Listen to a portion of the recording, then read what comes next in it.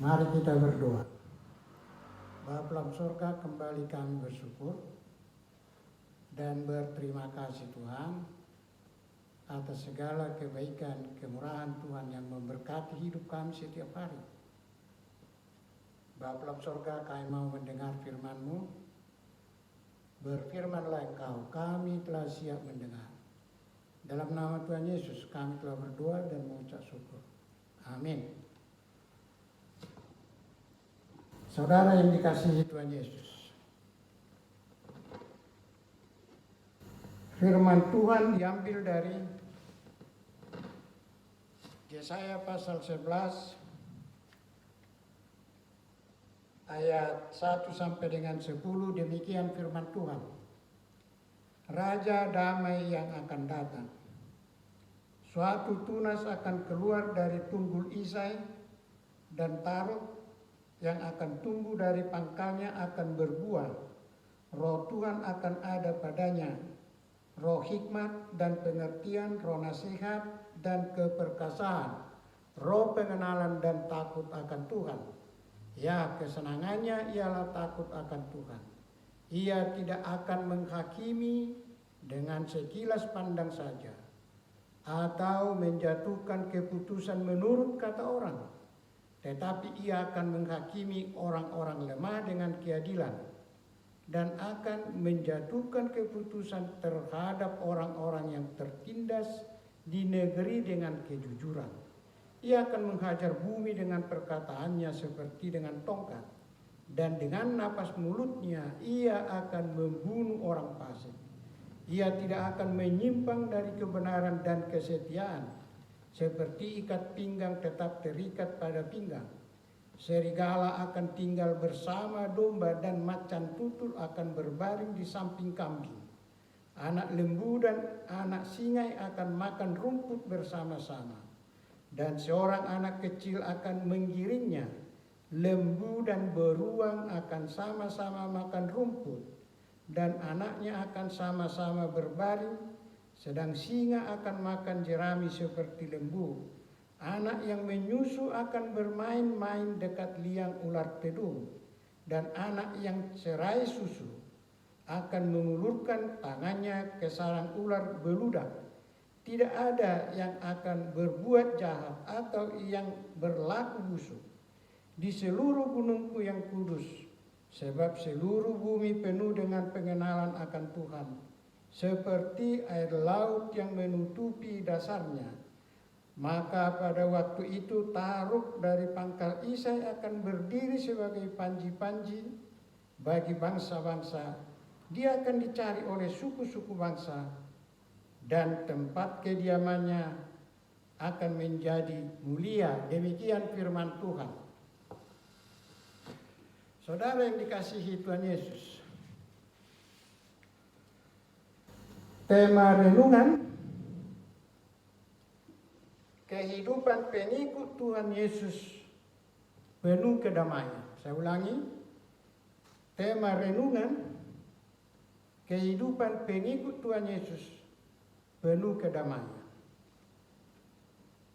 Saudara yang dikasihi Tuhan Yesus, firman Tuhan ini dinubuatkan Yesaya kira-kira tahun 740 sebelum Masehi atau sebelum Yesus lahir.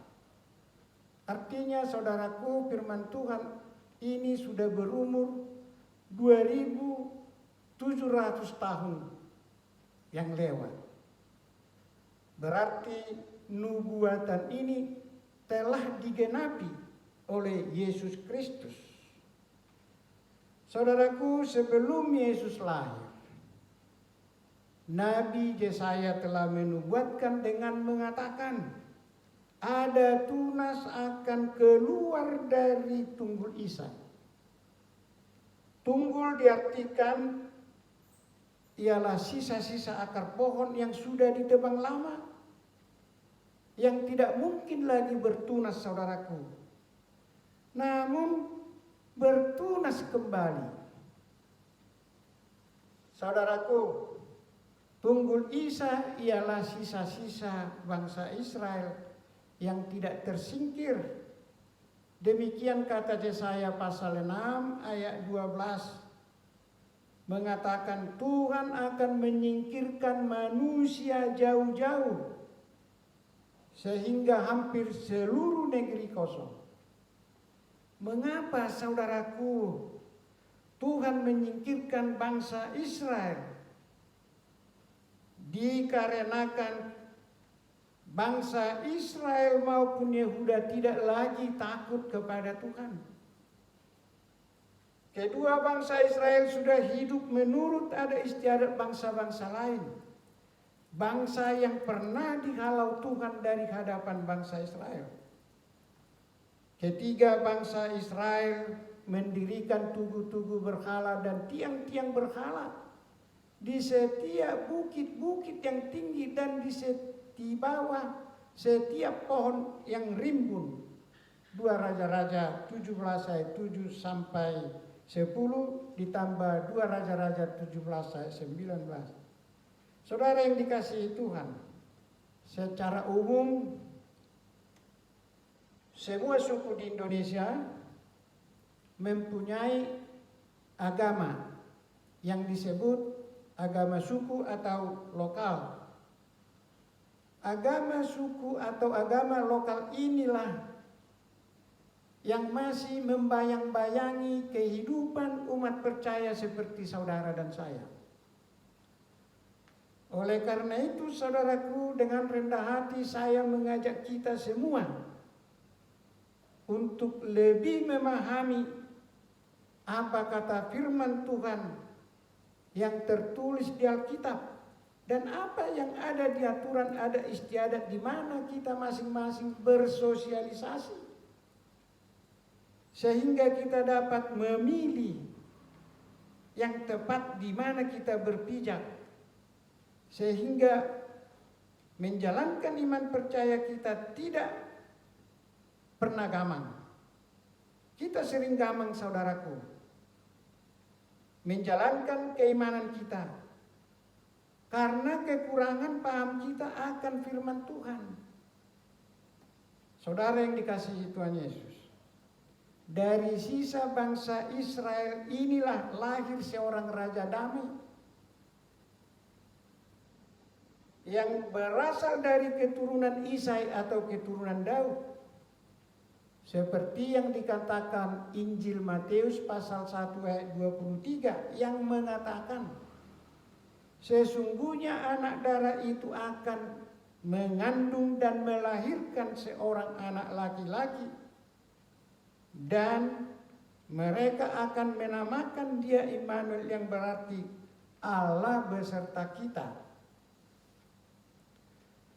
Saudaraku, Raja Damai, penasehat ajaib Allah perkasa, Bapa yang kekal, Roh Tuhan Yahweh ada padanya, sehingga kepemimpinannya memberi kedamaian bagi semua orang yang mengikutinya. Saudaraku, Yesaya memberi gambaran kehidupan orang-orang yang dipimpin Raja Damai. Saya ulangi, saudaraku, Yesaya memberi gambaran kehidupan orang-orang yang dipimpin Raja Damai. Seperti serigala tinggal bersama-sama dengan domba, di mana hal ini belum pernah terjadi, saudaraku. Macan tutul berbaring di samping kambing. Saya ulangi, macan tutul berbaring di samping kambing. Di mana kita tahu kambing adalah mangsa dari macan tutul. Tapi dia dengan tenang berbaring di samping macan tutul. Sungguh mengagumkan kehidupan orang yang mau dipimpin Raja Damai. Tidak ada lagi permusuhan, tidak ada lagi perkelahian, tidak ada lagi mangsa-memangsa. Semua sama-sama menikmati makanan yang sama. Mengapa hal ini dapat terjadi, saudaraku? Pertama sekali, karena pada rajanya ada Roh Tuhan Yahweh. Kedua, karena semua umat atau pengikutnya ada pengenalan akan Tuhan. Saudara yang dikasihi Tuhan Yesus, siapakah sesungguhnya Raja Damai itu? Siapakah sesungguhnya Raja Damai? Yohanes mengatakan Yesuslah Raja Damai keturunan Daud. Wahyu 22 ayat 16. Saudaraku, hidup damai adalah dambaan semua orang. Tak ada terkecuali. Damai dalam keluarga. Damai dalam diri sendiri. Damai dalam keluarga jika di tengah-tengah keluarga itu ada kebenaran. Seperti apa yang dikatakan Yesaya 32 ayat 17. Yang mengatakan di mana ada kebenaran di situ tumbuh damai sejahtera. Dan akibat kebenaran ialah ketenangan dan ketenteraman untuk selama-lamanya. Sangat indah saudaraku jika hidup kita dalam damai. Demikian halnya jika kita ingin damai dalam diri kita sendiri. Damai yang dimaksud di sini bukanlah berarti bebas dari penderitaan. Damai yang dimaksud di sini bukanlah berarti bebas dari pergumulan, bebas dari tantangan dan berbagai masalah-masalah.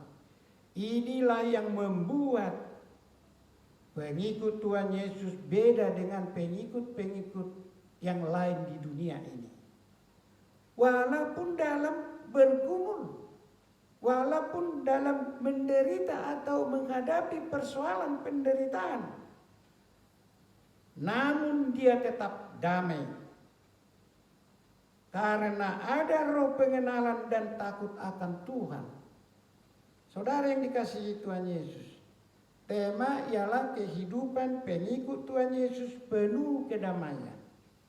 Saudaraku, marilah kita masing-masing melakukan perenungan atau meditasi sebagai introspeksi diri kita maupun keluarga kita. Apakah kehidupan keluarga dan saudara menikmati hidup dalam damai? Damai yang dimaksud di sini bebas dari perasaan tertekan. Walaupun menghadapi pergumulan, walaupun menghadapi kesulitan, walaupun menghadapi berbagai masalah-masalah. Seseorang disebut damai jika seseorang secara pribadi mempunyai hubungan yang akrab dengan sesama maupun dengan Allah. Karena tidak sedikit pengikut Tuhan Yesus yang kecewa kepada Tuhan maupun kepada sesamanya jika keinginannya tidak tercapai, jika keinginannya tidak terpenuhi, sehingga hubungannya dengan Tuhan dan sesamanya terputus.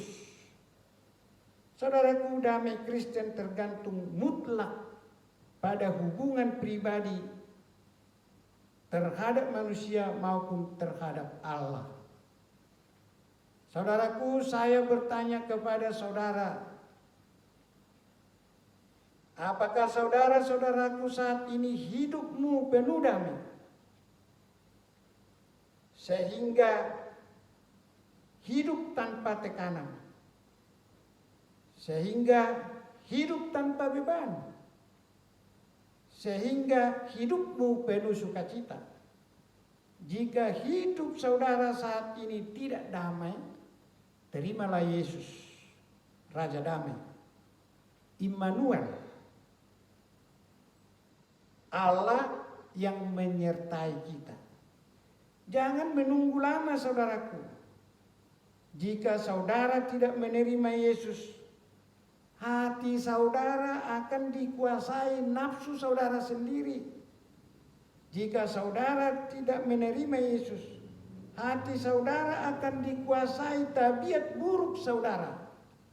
Saudara yang dikasihi Tuhan Yesus, Raja Damai itu datang menghampiri saudara dengan mengatakan, Lihat aku berdiri di muka pintu dan mengetok.